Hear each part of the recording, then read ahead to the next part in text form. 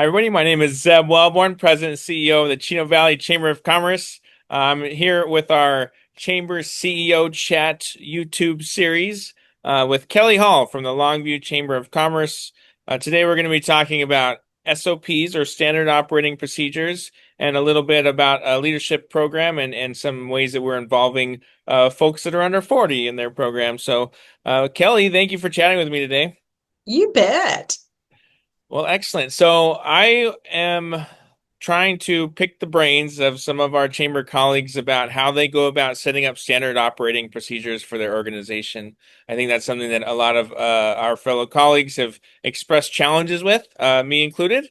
And everybody that I talked to pointed to you and said that you've got the wealth of experience on this front. So I'd love to pick your brain on how you've gone about, your journey and developing standard operating procedures for your organization.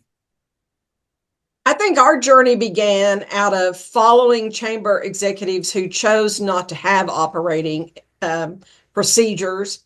And came to Longview in 2005. And I walked in and first thing I was noticing was, where's your front desk manual? Help me. I need to go through it to make sure that if I'm answering phone calls, I'm following the systems that are in place for this organization. And they go, what's a front desk notebook? Uh-huh. Now, today, there's very few front desks in a lot of our organizations, right? But 20 years ago, we still had the traditional front desk, walk in, we were the visitor center, etc. And we did hosted meetings. And I said, well, a front desk is, how do you answer this question? How do you answer this question? How do you answer this question? How do we set up the boardroom for 30 people? How do we set it up for 12 people?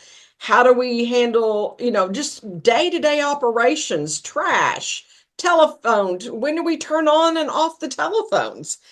And they just kind of looked at me like I was a foreign alien to them. And I was like, oh my gosh. So that's how this organization's journey began, was from the customer lens. How do we respond to the customers on the day-to-day activities? How do we do registrations? How are we doing? Who opens the mail? I mean, it was kind of like, well, we just put it on this desk and it gets opened. Where does it go from there?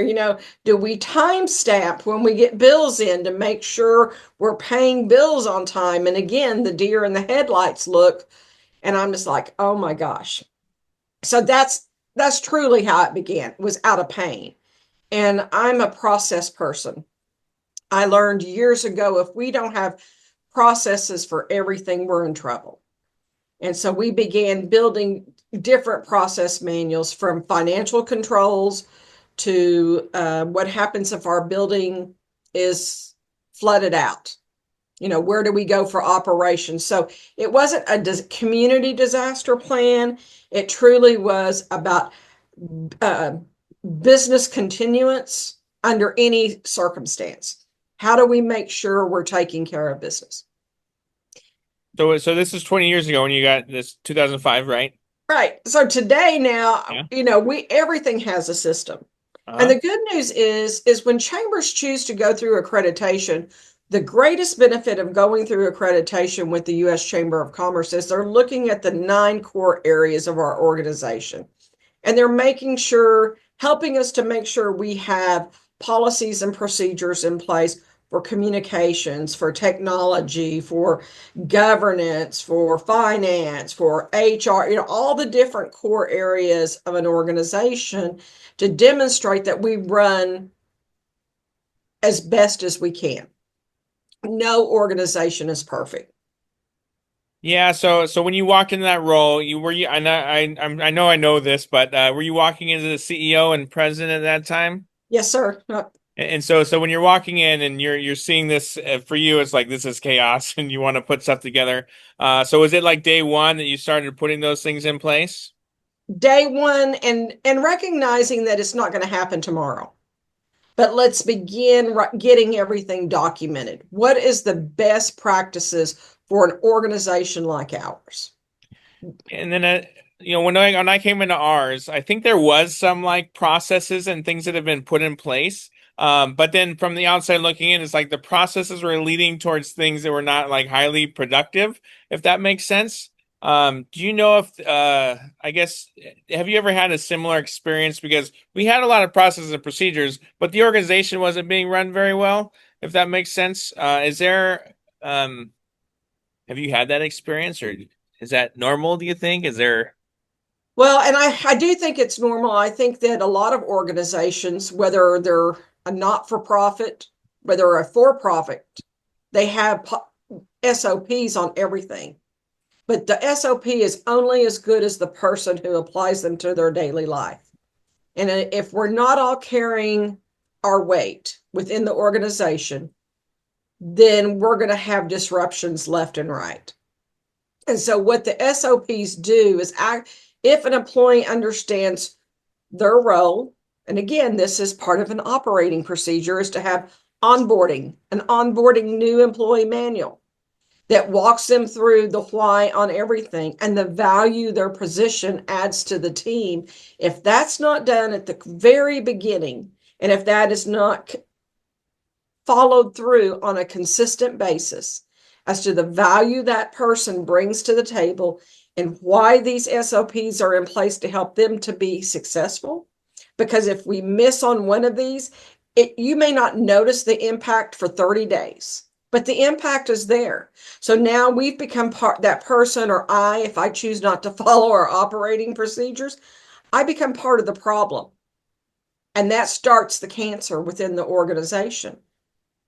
So we have to all understand our why. We all need to understand the importance of the SOPs and how it impacts other people's jobs. Because I don't believe anyone ever sets out to harm someone else or cause them to feel like they can't get their job done because somebody else isn't doing their job. It's about training. They don't understand the importance of the procedure.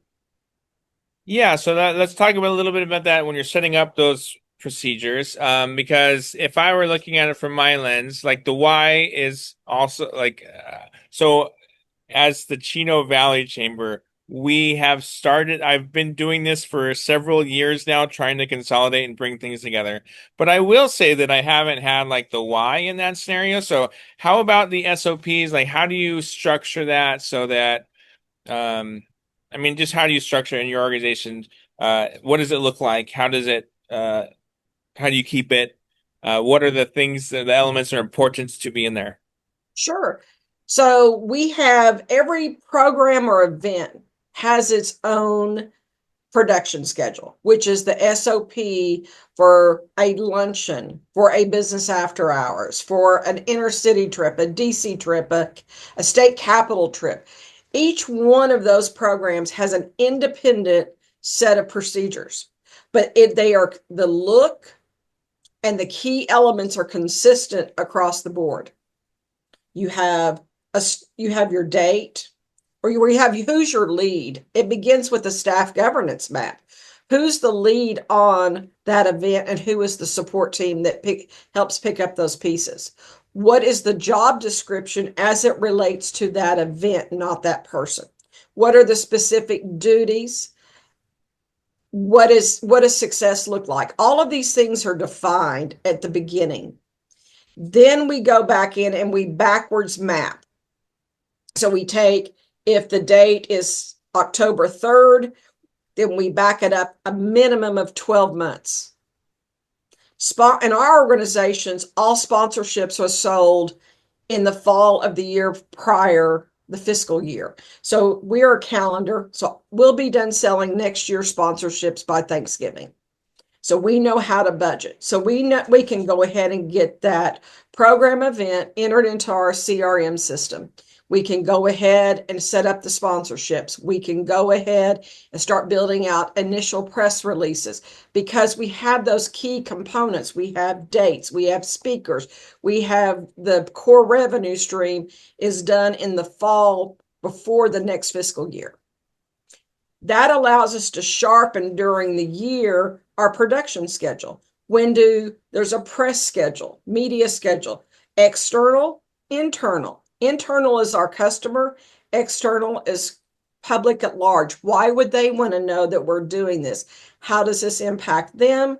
How does this impact our customer? So the messaging is a little bit different. We know that there's got to be budget. So each program event has its own budget.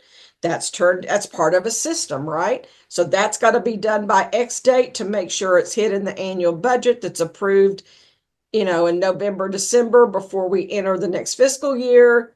All that's part of a system. So we're going to have things that overflow, but if we don't slow down and identify all those pieces, all we have is we're just chasing our tail. Yeah, So so we okay. have setup. I mean, let's talk setup. What Yeah. do you need for setup? You've got your venue. Is the contract done?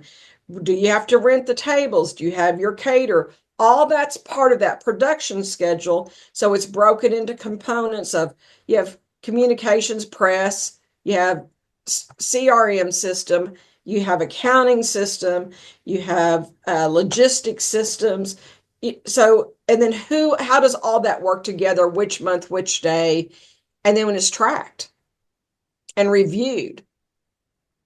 Okay, so you have it broken down. There's categories of like, so let's just say the events as an example. You have all these categories of all the things that has to get filled, and each one of those things is kind of fleshed out in terms of who needs to do what, how that needs to be done, and where that needs to be done at. That sounds very labor intensive, and then you have to have that put in place. Are you like, how do you keep it? Is it a Google Doc? Is it a So what? we use Microsoft 365. Uh-huh. Our server is not in the cloud because we're not going there. We're going to continue to have our server on site. So when the cyber pandemic hits, we can run our business. But seriously, it's maintained on a regular basis. So when you know who a lead staff person is on every single item, that person is responsible for maintaining their production schedule. Then when our COO has our weekly staff meetings and we have our set agenda every week, he incorporates which let's look at this production schedule. We're 10 months out. Is everybody fresh on what the production schedule is and your responsibility? Do you understand your timelines? Then it's up to that staff member who's the lead to hold that team accountable and report back to the COO if there are issues and bring it to the weekly staff meeting if things aren't, if does it need a huddle meeting or does it need a sit down one-on-one or can it be fleshed out at a team meeting? So it's a matter of just keeping those lines of communication open. And Zeb, I heard you say it's labor intensive. No, it's not. It is one time. That's the creation of the documents. Then they are maintained on a regular basis and you save time, you save energy, you save pain, you save morale because you're working the systems and you're consistently working the system. And if something doesn't work, you discuss, why is this not working? Is there something that needs to shift within the system? But most times it's not the system that's the issue, it's the person. Someone's not carrying their weight. Yeah, no, and I hear you on that front, and I totally get that it saves the value and the resource and time. I think I'm looking at it from, like a lot of our colleagues, and the reason why this would be a presentation topic is because there's expressed concern that I think many of us need to improve on this front. And it does seem daunting. So I guess I'm trying to figure out like when you started this 20 years ago and you're implementing these things. I'm assuming like how we're doing it is we're doing it piecemeal, right? We're tackling what we can when we can. We have our busy periods where we're like on execution mode, and then we try to dive in and add a little more pieces to our like living document. Do you have it? Is it all in one document? Is it spread out across multiple things? Do you have that challenge like we do where we have the intention of setting it up, but it's one of those things where we also have to execute on the work that we're doing. So we do that when we have time, and then we move through the process. I guess I'd love your feedback on that. So I would say if we can't slow down to create the system, we're doing things that aren't important. A lot of stuff is getting done, but isn't moving the needle on the strategic plan. So even in our filing, we're strategic. We have our acronym is HEART: Health, Education, Advocacy, Redevelopment, and Talent. All the subfolders and programs event fall within a letter within that acronym. So that's where those folders are. There isn't a Kelly folder. I work within the strategic plan, therefore the folders I'm managing that year, I'm working from within the system, not Kelly as the person, because it isn't about me. It's the system. And so when I see icons all over a desktop, I know somebody's not using the system.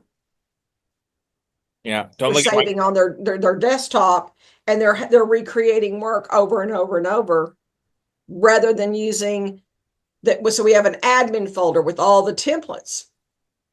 There's no need to go in and create new merges for name tags, for directories, for envelopes. The templates have all been built, so use the templates within the system and you're done. Yeah. It's when we don't slow down to pay attention to the details at the beginning, and then we're continuously meeting. Okay, how do we need to improve communications on a golf tournament? How do we improve communications on a leadership program? When's the last time we looked at, from a customer lens, a participant lens, an external lens, and us as a team lens? What are we not communicating? What needs to be communicated? And we're looking at that. Okay, so I think like with our chamber, we grew really fast. We got some big funding to put in some initiatives and the programs that were just not in existence before, right? So I think in my goal in taking that over, we wanted to just execute on those things that we said that we were going to do and then iterate along the way. So like, let's just say you're starting a new program from scratch. Are you putting in like Are you putting in that SOP process? Is it the person that's responsible for it? Are you guys working together? And then are you doing that at the beginning, before you do anything, or Yes. are you doing the stuff and then you're kind of fleshing out what that process looks like along the way? So we're building the core process. Again, a lot of the core isn't going to shift. You have the same accounting procedure. You have the same your communication days may look different, but you still have communications. What logistic needs are you going to have? You're planning within the SOP with the processes that are the same across the board. Whose lives are you impacting at work? Just because I have an emergency today doesn't mean that's your emergency today. It means I didn't plan. So we've got to stop. What caused the emergency? Because if we're creating emergencies day after day after day, that's burnout on a team. That's emotional stress and anxiety and worry that's simply not needed and shouldn't be tolerated. Uh-huh. Yeah, no, thank you for that. And then how about accountability on your team? So you have, this is what it sounds like. You've got folks that are responsible for managing their SOPs, and I'm imagining that there's multiple of them for each person. Is that correct? Yeah. So I just left. I walked out of our kitchen at Uh-huh. work, and they were having a huddle meeting because um, there's a golf tournament on Monday. And so Dave, I loved it. He was in there, and they were just recapping. And he intentionally, I saw what he was doing. He was seeing who was using the production schedule. He goes, "Well, how many chairs do we need? Do we have the sunscreen? Do we have the umbrellas? Do we have?" And then I'm watching Shauna go, "Yes, yes." And Dave goes, "Why is that a yes?" And she says, "Well, it's on the production schedule." Yeah. So, they're doing the prep to load up for Monday this afternoon. And because part of the team was using their production schedule, it was making things very smooth. The other person was not using the production schedule. It's like they were having to recreate the work. And he did that intentionally because he was demonstrating a point. If you follow the production schedule, you don't have to think as hard to execute because you have your system in place. But when you don't have a system, you're having to stop and ponder every minute detail. And then you're going to forget the golf balls, right? Because it's Sure. not documented. So Yeah. somebody's having to run back to the office to pick up somebody else's mess. Yeah, so I mean, I think we've all probably experienced that, right? You have those policies and processes and procedures in place, and then yeah, somebody forgets the golf balls, or you have those type of things. Like, how do you manage? How does that come into play when a situation like that arises, where You, you have either have people accountable for those yeah. initiatives that you put them in place for, or um, and it's not executed on based off of what you've laid out. So I'm the CEO. I'm not in that huddle meeting. I don't need to be in there screwing it up. Dave's the lead on the golf tournaments. He's got the team that supports that event. They're in there having that discussion. I don't need to be in there. It's not going to be screwed up on Monday when the shotgun starts. The volunteers know what they're responsible for because that's already everything follows this timeline system. Today was just a matter of let's review where we are to make sure before we load, we're all on the same page. Because we have a chamber mobile that we use for all of our work and for that type of work, especially. And before we load up, what's on the schedule?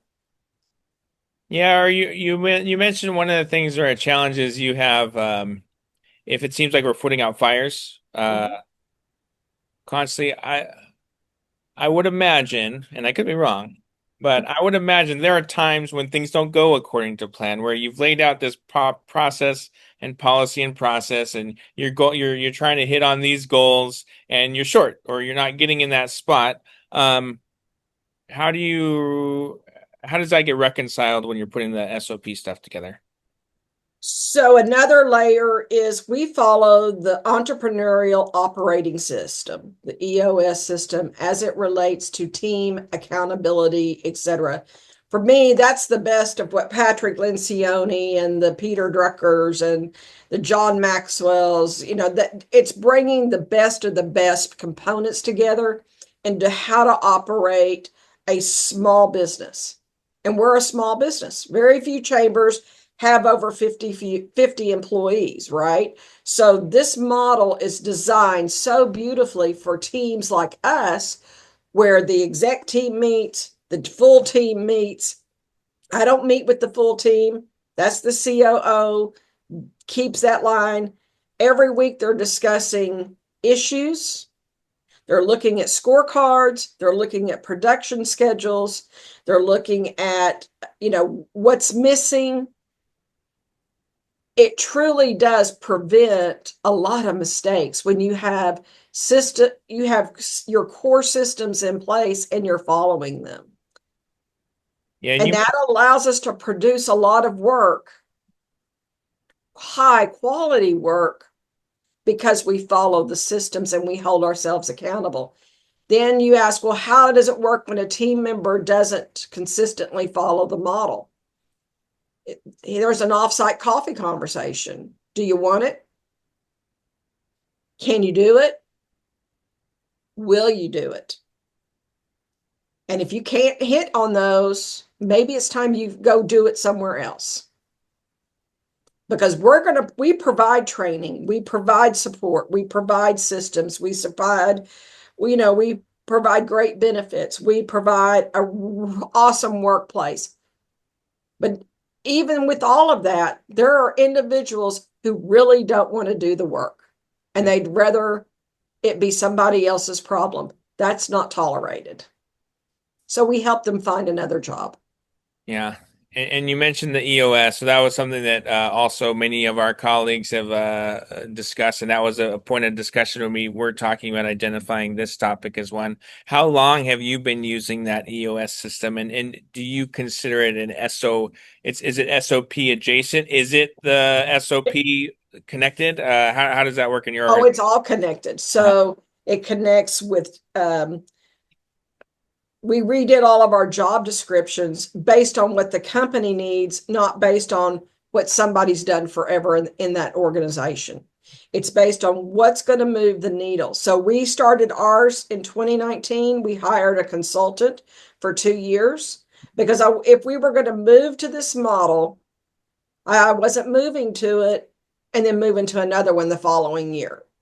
So, either we stick with it and we're all in and it complements what we're doing, or we just wash it. Was the best decision we ever made. Because you talk about that accountability piece.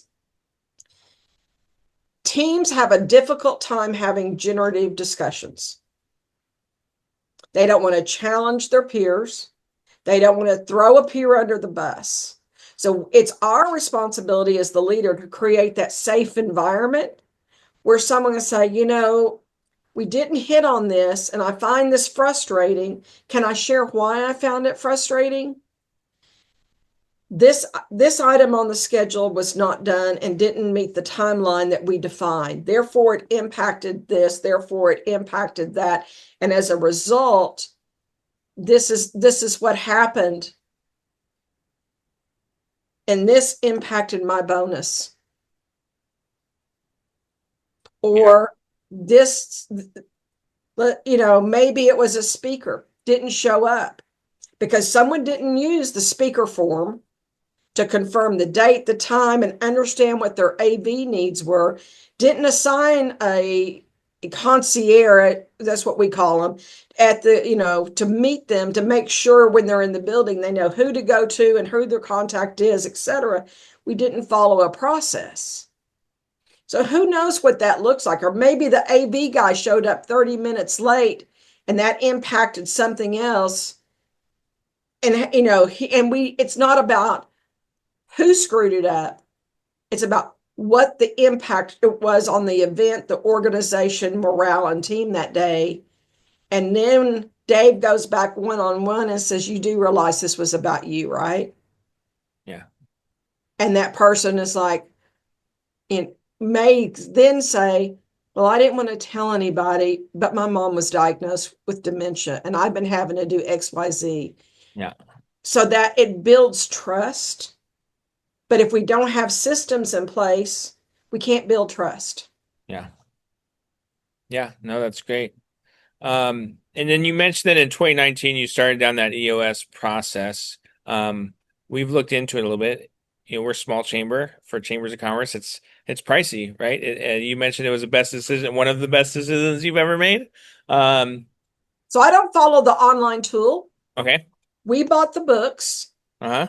Back and during the time we kicked off, they had consultants that you could hire, and you could probably still do that. So Yeah. a coach to come in that is familiar with the systems, that could coach the team on how to build the system from the beginning into the organization. We don't utilize the online tools because we had everything, and you can build the tool from the books you read. Yeah. So it doesn't cost us anything today. Okay. For 2 years, we invested in a coach to walk us through the process and hold us accountable to make sure we weren't taking shortcuts. Yeah, I think when we were looking at it, it was the consulting fees that were probably the large expense on our end, and so that was where I was. Was it less back then, or was it because I think we're talking about internally trying to tackle it on our own, but that's why I'm asking that question. Well, when we priced it, we priced anywhere from now this is Texas, $3,000 a year to $15,000 a year. Yeah, yeah. And that was, based on what we were wanting to accomplish. Yeah. Well, as we interviewed one of the guys, the 6 degrees came into place, and all of a sudden it was 2 degrees. It was like, you pay my mileage and give me a hotel and I'll do it for $3,000 a year. Yeah. And it was wonderful for us because we had all these other connections. And because he did that for me, then I got him other jobs, and he was, other things happened as a result. So he made his money in the end through relationships. Yeah. No, that's great. That makes sense. Well, thank you for sharing all that. Is there anything else on the SOP side of things? Is there anything else you feel like? So, we're going to be talking about that at conference and getting chamber colleagues and other things from either things you've witnessed or things that you've gone through. Is there any advice that you would have for people who are either in the beginning processes or know that they need to do a better job at putting their SOPs together? Today, you can utilize Chat GPT or what others, whichever one of those you want to use. And you can use best practices out of the WACE resource site, the U.S. Chamber accreditation site, maybe your state chamber, if you have a strong state chamber that has a resource site, and let chat help build these processes out for you. They'll even put them in Excel or a Google Doc, whatever you're using. So today, there's really no excuse not to do this because it you're still going to have to do critical thinking and evaluate if this is what's best for your organization once you find that rhythm, but there's no reason not to do that today. Yeah, and sorry, let me ask one more question on that front. So this is how we have it set up, right? I have one Google Doc. It's called our standing operating procedures. I put so in the Google Docs, I don't know if it's the same in Microsoft Office, but we create tabs for each thing that goes through, and you can kind of do it. It's like an outline type format, but it's all in one document. So anything you need for is in that document. You can just search for it in there. Is that kind of how you guys had it set up, or do you guys have it set up but differently? So we have that set up with our finance structure, but Uh-huh. it's not part of it's just the finance. And yes, that's exactly how we have it set up. In Word, you can do the same thing Okay. in Microsoft. Um, we don't do that. We don't combine everything up into one master manual because I'm going to tell you, it's overwhelming. Uh-huh. Okay. People people need things in dissectable forms. And even though you may be a whiz at Google and know how to work all those tabs, probably very few on your team will do that. Uh-huh.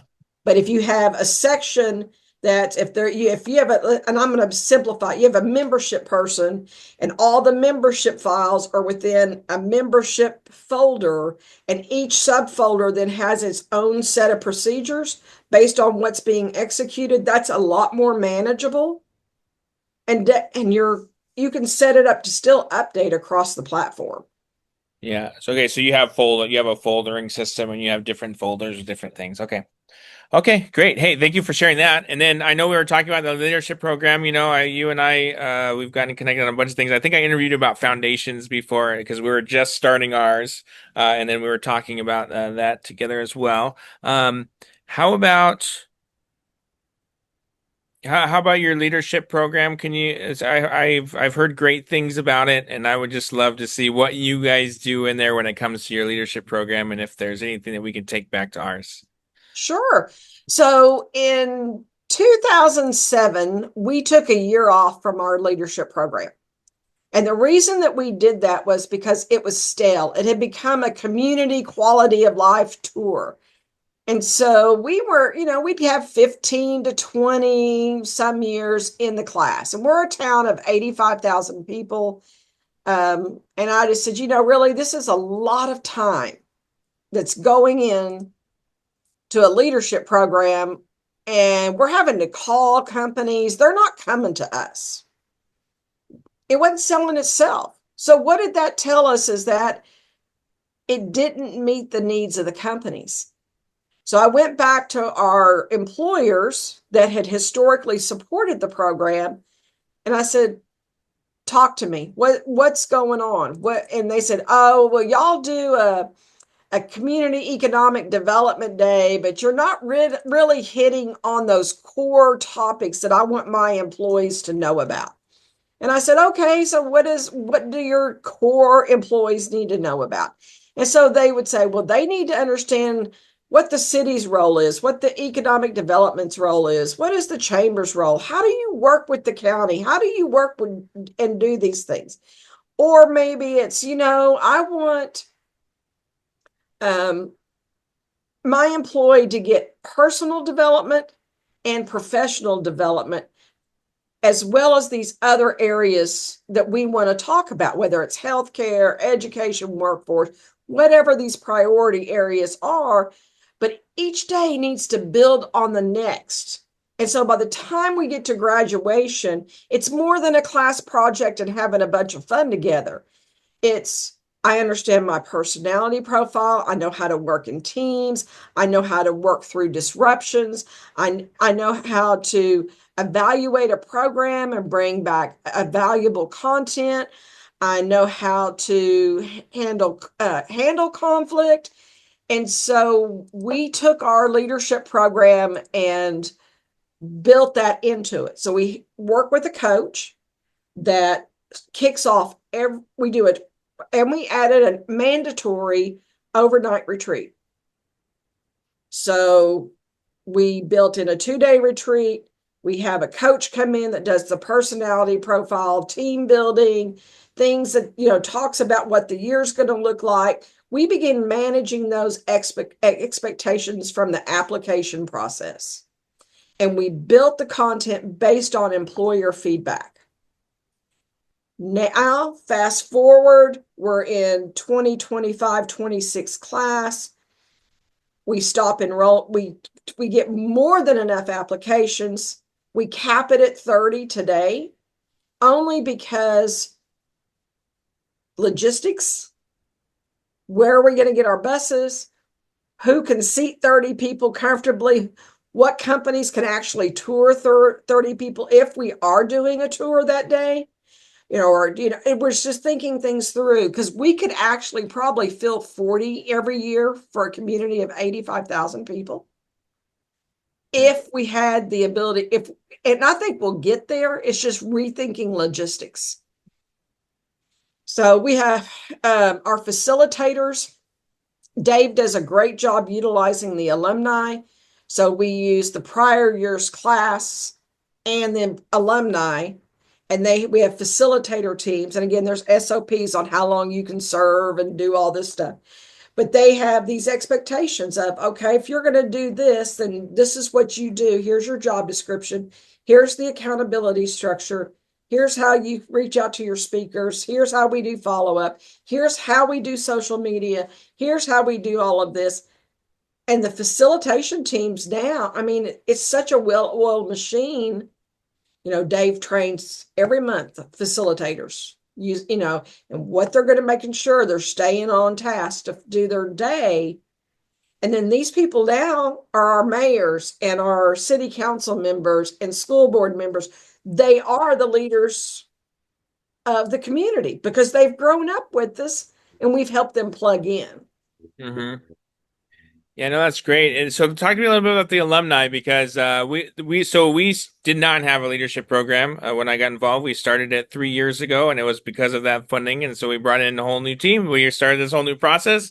We've been doing it together, and so we've done it for 3 years. We're going to start implementing this alumni program, and that is what I remembered watching you speak about before, was your kind of alumni program and how you did that.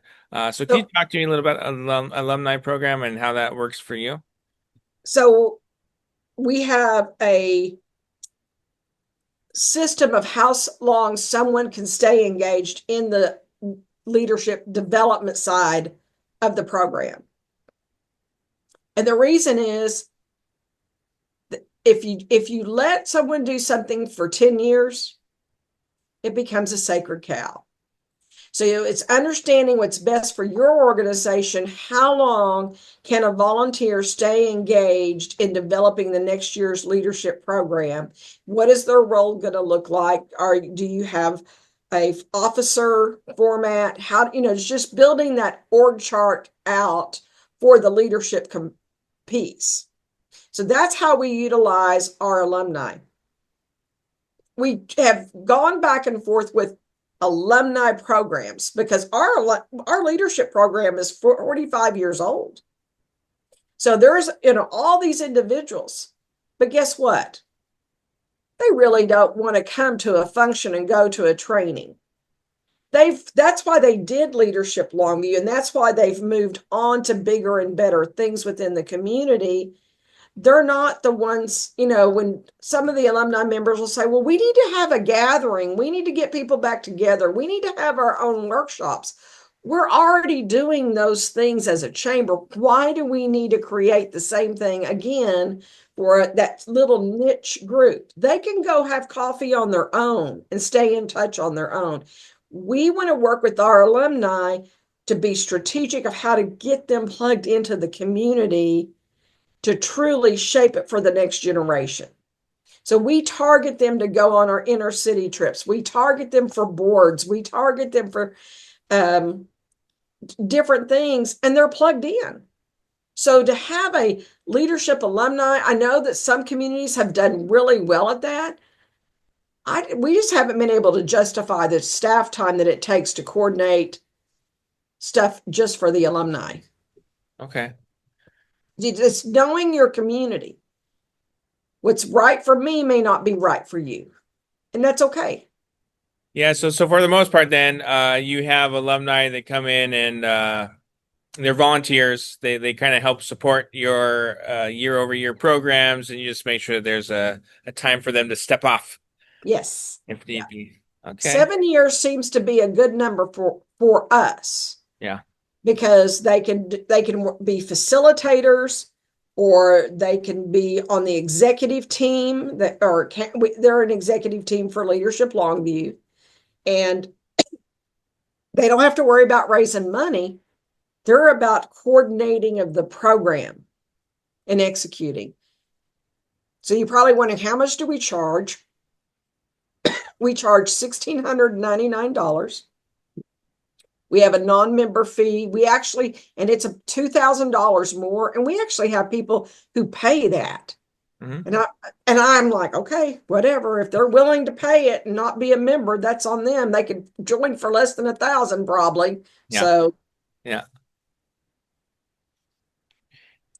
And then you also mentioned, we were talking before we get on here today about your 40 under 40 program. Did I get that right? Is it 40 under 40? yes, Yeah. I am really proud of this work.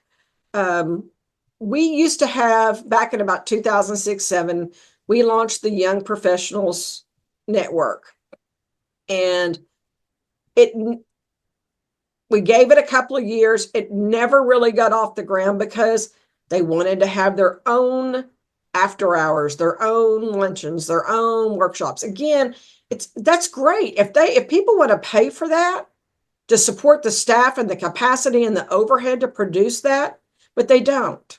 Right. And their companies don't, because these people are typically lower management, maybe some middle management. Very few are actually at that CEO level by 30 years old. I mean, there's the jewels out there, don't get me wrong, but there's very few. So we said, y'all just need to take this. We've built the structure. You take it, you run with it. Well, within 5 years, it was gone. Yeah. So we had already planned on bringing something back.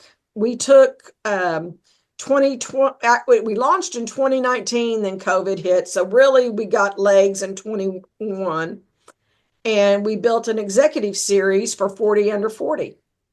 And they're 4-hour workshops 4 times a year with professional coaches that come in. And then we assign a mentor to a table. We do table hosts. And it took off. And companies love it because they had their own. A lot of our larger companies had their own young professionals groups within the companies that the HR departments are running. So we just go to the HR departments and say, hey, do you see your cream of the crop or people that you want to be in 40 under 40? Here are the dates. Here are the speakers. Here's the class objectives and the outcomes we expect to have. And our goal was 40. This year, the last 2 years, we've hit 58 twice. And this is only 2025. So already we're seeing this as a pipeline into Leadership Longview, which is awesome, because then we can come back and we have the testimonies that say, I went through 40 under 40 for the last 4 years, because it's different content every year. Yeah. I built this network of people, and now we're doing Leadership Longview together. And now, I see the next thing happening is in 3 to 4 years, they're going to be saying, oh, this is why I decided to run for school board. This is why I decided to run for city council. I have built the network around me of relationships that could help me live my dreams. That's really cool. So let me just recap that. So it is kind of like you have a speaker-led program. You're reaching out to your large corporate businesses that have their young professionals that are in leadership roles, and you're just being able to facilitate and take them there. And then are those businesses, you mentioned like funding, are they willing to fund stuff? So I'm assuming that they're willing to fund that program for you. Oh, yes. Yeah. Oh, yeah. That's these programs are easy to gain financial support for, and we don't take anything less than $1,000. Average is 2,500. So, we talk to when we talk to our customers and we're doing our discovery conversations with our customers during the year, we find out where their pain points are. Workforce is still number one. Yeah. Even though it's let up a little bit, it's still the number one issue. And we said, well, what are some of your corporate goals in helping solve this problem? Well, we really don't know how to do that. And I said, would you partner with us and co-brand with us to help us solve this problem together? Yeah. Well, sure. How much do you need? Yeah. Well, it's so good. And then so as it starts, so just to understand this fully, they're coming, you have that discussion. They say yes, we're interested. They have their folks, and then but then it's also open to others, or is it just You okay? bet. Yeah, You bet. cool. And our average, so we only charge for the 4 hours. We only charge $50 if you buy the bundle. If you don't buy the bundle, it's 75. Well, 95% of our class buys the bundle. So we're able to build those relationships. And then those that hear about it, they can still come and participate. And we have non-member price. And I'm shocked at the non-members who hear about it and come, and then their company joins the chamber, because it's about building that network of relationships. Yeah, yeah, no, I like it. Well, Kelly, thank you so much. I really appreciate every time I get the chance to talk to you, and thank you for, you've supported me on my professional journey in a lot of different ways. So I just want to say thank you for that. And yeah, I just appreciate the time we get to spend together. And thank you for sharing your wisdom with us. Like I mentioned, I'm working on those SOPs myself, so I'll be a little bit more diligent about that moving forward. Thanks to your advice. So thank you. Well, and I'll put a plug out there. This is a selfish plug. Yeah. So I do have a separate company called Clayton Rose Solutions. So if someone hears this and says, wonder if Kelly would come help us, just shoot me an email. You can hire me. And because I love our industry, I'm not going to gouge people. I don't give myself away, but I will. I want to see our profession sharpen our skills, because it hurts our brand as an industry if we're sloppy. And if we accept sloppy chambers, there won't be chambers in 100 years. So, we're hitting our 250th birthday party. We need to ensure that chambers of commerce in 250 years from now are still a vibrant part of the community's fabric. And it's our responsibility to make that happen. Absolutely agree. And I would encourage all of you, if you're watching this, to check that out for sure. Kelly, thanks again, and hope you have a great rest of the day. Thanks.